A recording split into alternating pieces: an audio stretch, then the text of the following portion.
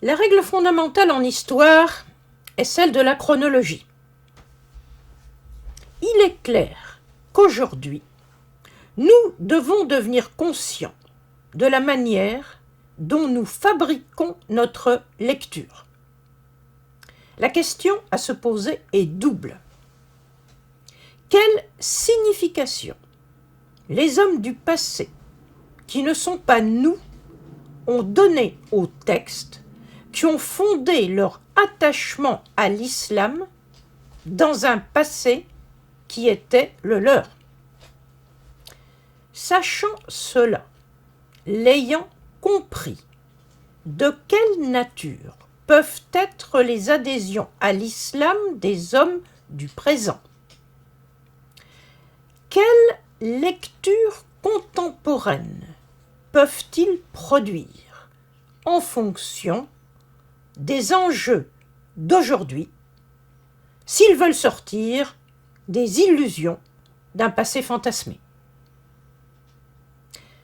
À la première question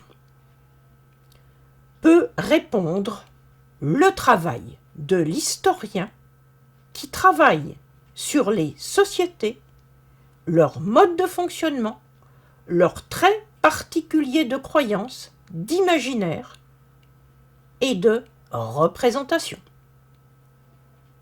À la seconde question, répondront les hommes d'aujourd'hui dans le vécu de leurs croyances qui aura été éclairé par un savoir.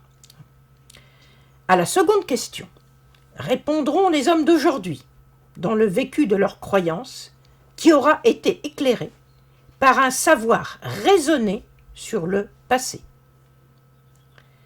Les textes fondateurs auront alors été ramenés chacun à son époque.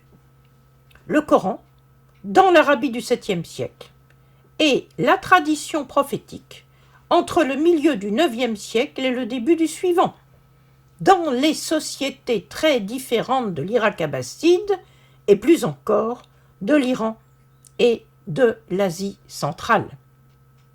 C'est de ces contrées éloignées que sont originaires Muslim et Bukhari, les compilateurs des livres dits authentiques du hadith, qui ne furent reconnus en leur temps que par une partie des musulmans.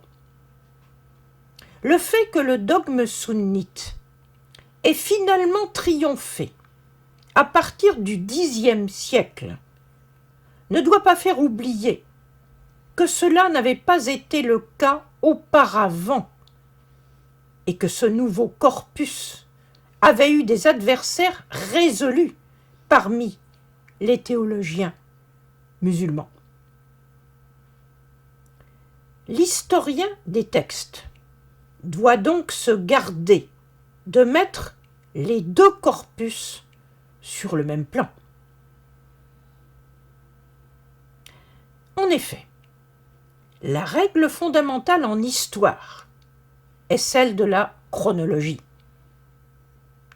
Il n'y a plus de savoir historique si la chronologie s'efface.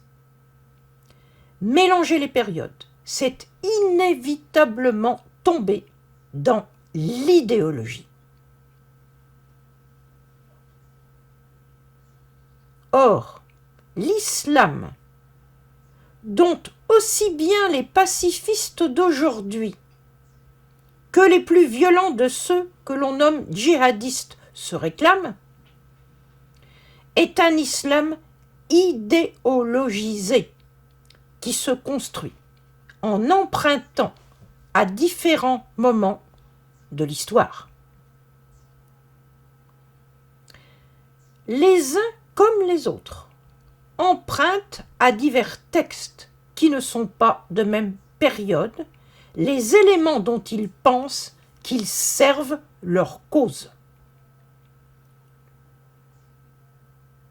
Ce faisant, ils pratiquent constamment une décontextualisation des éléments empruntés. Que l'intention de l'emprunteur soit de prôner une lecture spiritualisante et pacifique, ou, au contraire, qu'ils cherchent dans les textes un alibi légitimateur, un ritualisme exacerbé ou un syndrome de violence, le défaut de méthode est le même d'un point de vue historique. Aucun des grands idéologues musulmans du passé n'a produit un islam plus vrai qu'un autre. Chacun a produit une lecture de son temps qui était le plus souvent en tension avec des lectures concurrentes, toutes aussi musulmanes que les siennes. À bientôt.